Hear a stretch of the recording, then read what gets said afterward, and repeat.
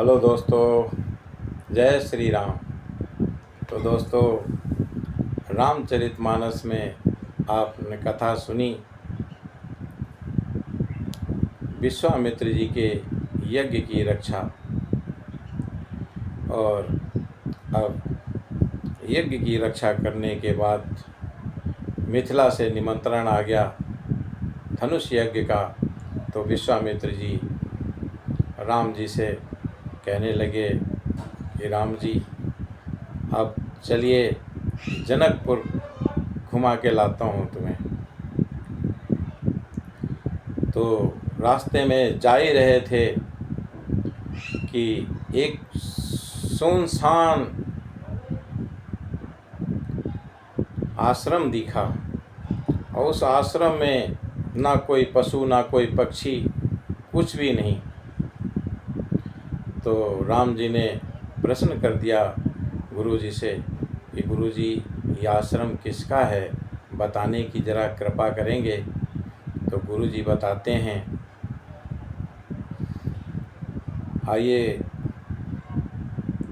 दोस्तों, रामचरितमानस रूपी गंगा में हम भी प्रवेश करते हैं। गौतम नारी श्याप बस उपल देह धरि धीर, चरण कमल रज चाहती कृपा करहु रघुवीर। गौतम मुनि की स्त्री अहिल्या शाप बस पत्थर की देह धारण किए बड़े धीरज से आपके चरण कमलों की धूलि चाहती है। हे रघुवीर, इस पर कृपा कीजिए। पर सत पद पावन शोक न सावन, प्रगट भई तप पुंज सही।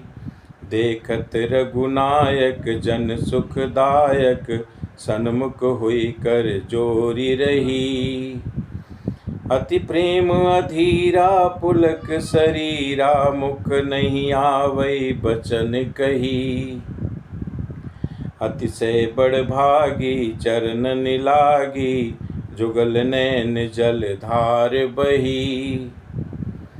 श्री रामचंद्र जी के पवित्र और शोक को नाश करने वाले चरणों का स्पर्श पाते ही सचमुच वो तपोमूर्ति अहिल्या प्रकट हो गई, और भक्तों को सुख देने वाले रघुनाथ जी को देखकर वो हाथ जोड़कर सामने खड़ी हो गई, और अत्यंत प्रेम के कारण वो अधीर हो गई।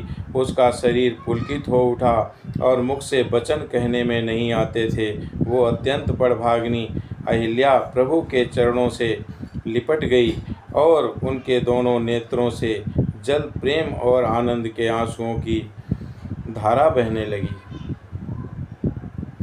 धीरज मन कीन्हा प्रभु कहु चीन्हा, रघुपति कृपा भगति पाई। अति निर्मल वाणी स्तुति ठानी, ज्ञान गम्य जय रघुराई। राजीव लोचन भव भय मोचन, पाहि पाहि शरणनि आई। फिर उसने मन में धीरज धरकर प्रभु को पहचाना और रघुनाथ जी की कृपा से भक्ति प्राप्त की। तब अत्यंत निर्मल वाणी से उसने इस प्रकार स्तुति प्रारंभ की।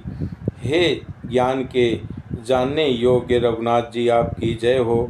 मैं सहज ही अपवित्र नारी हूँ, और हे प्रभु, आप जगत को पवित्र करने वाले, भक्तों को सुख देने वाले और रावण के शत्रु हैं। हे कमल नयन, हे संसार जन्म मृत्यु के भय से छुड़ाने वाले, मैं आपकी शरण आई हूँ, और मेरी रक्षा कीजिए, रक्षा कीजिए। मुनि शाप जो दीन्हा, अति भल कीन्हा, परम अनुग्रह में माना। देखूं भरी लोचन हरि भव मोचन, यह लाभ शंकर जाना। बिनती प्रभु मोरी मैं अति भोरी, नाथ न मांगऊं बर आना।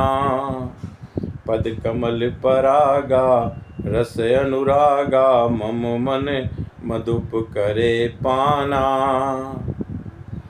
मुनि ने जो मुझे शाप दिया सो बहुत अच्छा ही किया, मैं उसे अत्यंत अनुग्रह करके मानती हूँ। कि जिनके कारण मैंने संसार से छुड़ाने वाले श्री हरि आपको नेत्र भर कर देखा, और इसी आपके दर्शन को शंकर जी सबसे बड़ा लाभ समझते हैं। और हे प्रभु, मैं बुद्धि की बड़ी भोली हूँ, और मेरी विनती है कि हे नाथ, मैं और कोई वर नहीं मांगती, केवल यही चाहती हूँ कि मेरा मन रूपी भौरा आपके चरण कमलों की रज के प्रेम रूपी रस का सदा पान करता रहे।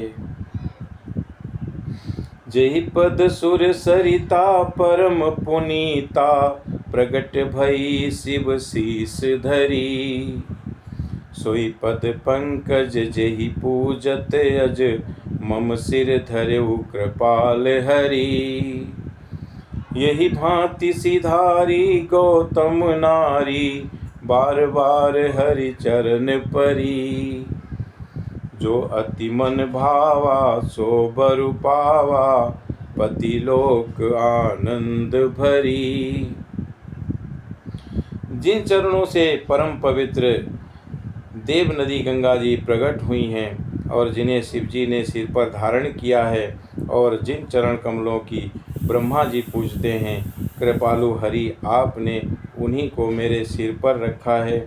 और इस प्रकार स्तुति करती हुई बार बार भगवान के चरणों में गिरकर जो मन को बहुत ही अच्छा लगा, और वर को पाकर गौतम की नारी अहिल्या आनंद में भरी हुई पति लोक को चली गई। अस प्रभु दीन बंधु हरि, कारण रहित दयाल।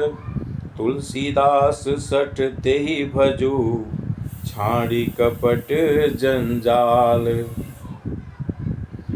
प्रभु रामचंद्र जी ऐसे दीन बंधु और बिना ही कारण दया करने वाले हैं। तुलसीदास जी कहते हैं कि हे सठ मन, तू कपट जंजाल छोड़कर उन्हीं का भजन कर। चले राम लक्ष्मण मुनि संगा, गए जहाँ जग पावनी गंगा। गादि सुन सब कथा सुनाई, जेहि प्रकार सुर सरि मही आई। राम जी और लक्ष्मण जी मुनि जी के साथ चले, और वे वहाँ गए जहाँ जगत को पवित्र करने वाली गंगा जी थीं। महाराज गाधी के पुत्र विश्वामित्र जी ने वो सब कथा सुनाई, जिस प्रकार देव नदी गंगा जी पृथ्वी पर आईं। तब प्रभु ऋषिन समेत नहाए, विधि दान मही देवन पाए।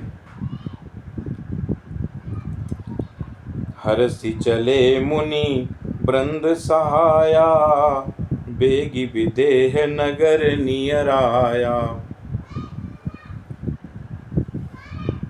तो दोस्तों, आज की कथा को यहीं पर विश्राम देते हैं। आगे की कथा शेष अगले भाग में।